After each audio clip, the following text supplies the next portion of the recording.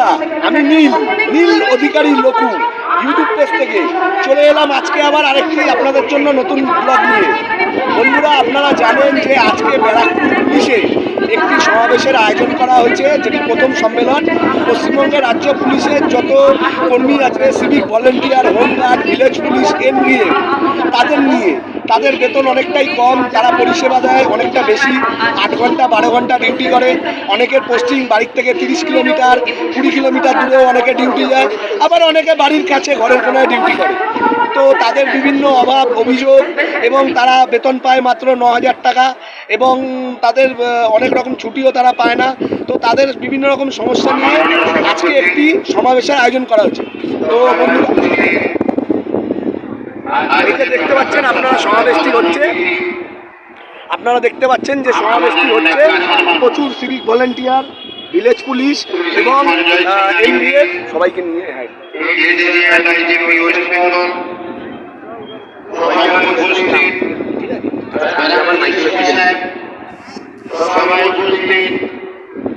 তো আপনারা দেখলেন যে রাজ্য সরকারের প্রচুর কর্মী সহ রাজ্য সরকারের মন্ত্রীরা উপস্থিত আছেন।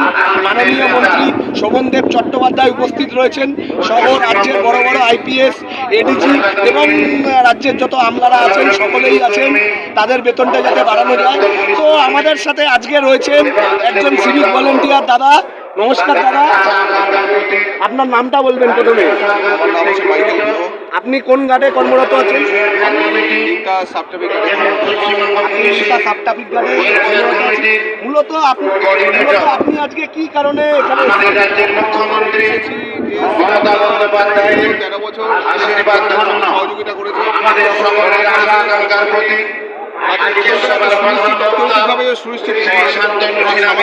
সুনিশ্চিত হয়, যে কারণে এখানে আমার আছে। তাদের আপনারা কত টাকা বেতন হলে আপনারা খুশি হবেন, বা আপনারা কত টাকা এক্সপেকটেশন করছেন? এক্সপেকটেশন ততটাই করা যায় যতটা বর্তমান সময়ে সংসার চালাতে লাগে। মূলত 18,000 টাকা তো হওয়া তো দরকার পারিবারিক বর্তমান বাজারে চলার ক্ষেত্রে। মোটামুটি আপনি বলতে চাইছেন যে আপনাদের 600 টাকা রোজে 18,000 টাকা বেতন হলে আপনি খুশি হবেন। তো আপনার এখন রোজ কত আছে? এখন আমার বর্তমান টাকা হচ্ছে 300 টাকা করে রোজ, 9,000 টাকা করে পাই। মাত্র 9,000 টাকা। মাত্র দেখছেন বন্ধুরা, মাননীয় সিভিক দাদা মাইকেল গুহ, যিনি মাত্র 9,000 টাকা বেতন পান, এবং 9,000 টাকার উপরে উনি ওনার সংসার চালাচ্ছে, এবং 9,000 টাকায় ওনার সংসার চালাতে অনেকটাই কষ্টই হয় এবং অনেকটা সমস্যা হয়। তো সেই কারণে আপনি চাইছেন যে বেতনটা যাতে 18,000 হয়। বেতনটা চাইছি মায়াটা যাতে ইনক্রিজ হয়, এবং সেটা 18,000 টাকা হলে বর্তমান বাজারে কিছুটা চলার জন্য সম্বল হবে আর কি। শুধু 18,000 আমার নয়, এটা প্রত্যেকটা সিভিক ভলেন্টিয়ারের ক্ষেত্রে একই কথা প্রযোজ্য। সকলের জন্য, প্রত্যেকের জন্য। তো আপনার কি শুধু বেতনই দরকার, না আদার আপনাদের যে আপনারা মেডিক্লেম হোক বা বিভিন্ন রকম মানে ইন্স্যুরেন্স বা মেডিক্লেম বা পিএফ যেগুলো থাকে সরকারি কর্মীদের, সেগুলো কি আপনারা পান? মেডিক্লেম পাই, কিন্তু এর পাশাপাশি আমাদের যদি প্রভিডেন্ট ফান্ড কাটে, সেটা আমাদের চাকরিটাকে সুনিশ্চিত করবে, এবং সামাজিক সুরক্ষা হিসাবে যেগুলোর প্রয়োজন, নিজস্ব সম্মান, শুধু সিভিক কাজ করলেই হলো না, আমাদের লোকে নানানভাবে অশ্লীলতা করে, তার সঙ্গে আমাদের সঙ্গে খারাপ ব্যবহার করে, মানে আমাদের কোনো সামাজিক সম্মান নেই। সেই সম্মানটা আমরা পাই, যাতে সেই বিষয়টা দেখলে আমাদের ভালো হয়। মানে আপনি বলতে চাইছেন যে যেহেতু আপনাদের বেতন কম, সেই কারণে সাধারণ জনগণ যাদের হয়ে আপনারা পরিষেবা দেন, দুর্গা পুজোয় দেন, কালী পুজোয় দেন, তারপরে জগদ্ধাত্রী পুজোতে দেন, বিভিন্ন যত উৎসব আছে, যত প্রোগ্রাম আছে, আপনারা সুবিধা দেন, এবং নিজেরা পরিবারকে ঘুরতে না দিয়েও আপনারা তাদের সঙ্গে তাদের হয়ে তাদের সুবিধার জন্য ডিউটি করেন, তারাই আপনাদের বিভিন্ন রকমভাবে হ্যারাস করে। শুধু হ্যারাস নয়, কটূক্তি করে, এবং আমাদের কোনো সামাজিক সম্মান নেই। সামাজিক সম্মান, অর্থনৈতিক সম্মান সবটুকু দিয়ে একটা সিভিক তার পরিবার নিয়ে যেভাবে চলতে পারে, সেইটা আমাদের সরকারের কাছে দাবি থাকছে। তিনি যেন আমাদের মাননীয় মুখ্যমন্ত্রী শ্রীমতী মমতা বন্দ্যোপাধ্যায় আমাদের ন্যূনতম যে সামাজিক সম্মান অর্থনৈতিকভাবে, সেটা যেন আমাদের দিয়ে দেন, সেটাই আমরা চাইছি। তো বন্ধুরা আপনারা দেখছেন যে মাইকেল গুহ আমাদের রাজ্যেরই এক সিভিক দাদা, যিনি অনেক রকম কষ্টে রয়েছেন। আপনি কি বিবাহিত? হ্যাঁ, বিবাহিত। উনি বিবাহিত, কিন্তু উনি যেটা জানাচ্ছেন যে ওনার সংসার চালাতে অনেকটাই কষ্ট হচ্ছে এবং ওনার অল্প বেতনের জন্য ওনাকে বিভিন্ন রকম জনগণ যাদের হয়ে মাইকেল গুহ কাজ করছে বা যাদেরকে মাইকেল গুহ পরিষেবা দিচ্ছে, সেই জনগণই মাইকেল গুহকে বেতন কম বলে অনেকে হ্যারাসমেন্টাল করে।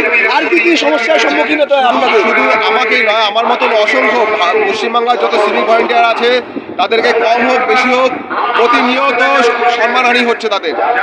তাদেরকে হাত তোলা হচ্ছে, তাদেরকে নিয়ে ব্যঙ্গ বিদ্রুপ করা হচ্ছে, নানান কটূক্তি তাদের সহ্য করতে হচ্ছে। সুতরাং ন্যূনতম সম্মান সঙ্গে অর্থনৈতিক যে পরিষেবা সেটা যাতে সুনিশ্চিত হয়, সেটা মাননীয় পশ্চিমবঙ্গ সরকারের কাছে আমাদের সেই দাবি রইল। তিনি যেন আমাদের প্রতি সমব্যথী হন। তো দেখছেন বন্ধুরা, আমাদের এক সিভিক দাদা মাইকেল গুহ, উনি ওনার মতন বক্তব্য দিয়েছেন। তো উনি চাইছেন যে 18,000 বেতন, এবং বেতনটা বৃদ্ধি পেলেই জনগণ যারা তাকে কটূক্তি করে, বিভিন্ন রকমভাবে হ্যারাসমেন্ট করে, তারা সেই কটূক্তি এবং হ্যারাসমেন্ট থেকেও মুক্তি পাবে এবং তারা সঠিক এবং সুষ্ঠুভাবে তারা সংসারটাও তারা চালাতে পারবে। তো বন্ধুরা, আমরা দেখবো যে অন্য কোনো সিভিক ভলেন্টিয়ার দাদাদের সাথে কথা বলা যায় কিনা। দাদা নমস্কার দাদা, তা আপনার নামটা বলবেন আর আপনি কোথা থেকে এসছেন? দীনেশ হেমব্রম বর্ধমান থেকে এসছেন। তো আপনারা তো 9,000 টাকা বেতন পান, এতে তো অনেকটাই কষ্ট হয়, সংসার চালাতে অনেক প্রবলেম হয়। মোটামুটি আজকে আপনাদের প্রথম সমাবেশ আয়োজিত হচ্ছে, মূলত আপনারা কি চান, মানে কত টাকা বেতন হলে আপনি হ্যাপি হবেন? দরকার সংসার চালানো হয়ে যাচ্ছে। হ্যাঁ, তারপর ও মানে আপনাদের বাড়ির কাছে ডিউটি হয় না, অনেকটা দূরে যেতে হয়, তেল খরচাও নিজেদেরই দিতে হয়। খাওয়া খরচা, তেল খরচা সবই নিজস্ব। তো বাইকের খরচা তেল খরচাতেই তো আপনাদের 9,000 টাকা চলে যায়। বিয়ে শাদী করেছেন, বিবাহিত? তার সংসার চালাতে তো অনেক কষ্টই হয়। তো বন্ধুরা দেখছেন আরেকজন সিভিক দাদা, বর্তমানে আরেক সিভিক দাদা, যিনি জানালেন যে ওনারও সংসার চালাতে অনেকটাই কষ্ট হয়। সকলেই মাননীয় জনদরদী মুখ্যমন্ত্রীর কাছে আমরা অনুরোধ রাখছি, যদি আমাদের বেতনটা, সিভিক ভলেন্টিয়ারদের বেতনটা 18,000 টাকা করা যায়, 600 টাকা রোজে, যেরকম পিএইচজিরাও অনেকে কাজ করছে আমাদের পশ্চিমবঙ্গের কলকাতা শহরতলিতে, তো তারা তো 18,000 টাকা তারা অলরেডি পাচ্ছে। যদিও তারা টেম্পোরারি, সিভিক ভলেন্টিয়াররা পার্মানেন্ট, তাদের 60 বছর চাকরি, কিন্তু তারপরেও যদি তাদের বেতনটা একটু বৃদ্ধি করা যেত তাদের অনেকটাই উপকার হতো এবং সকলেই উপকৃত হতো। ধন্যবাদ বন্ধুরা।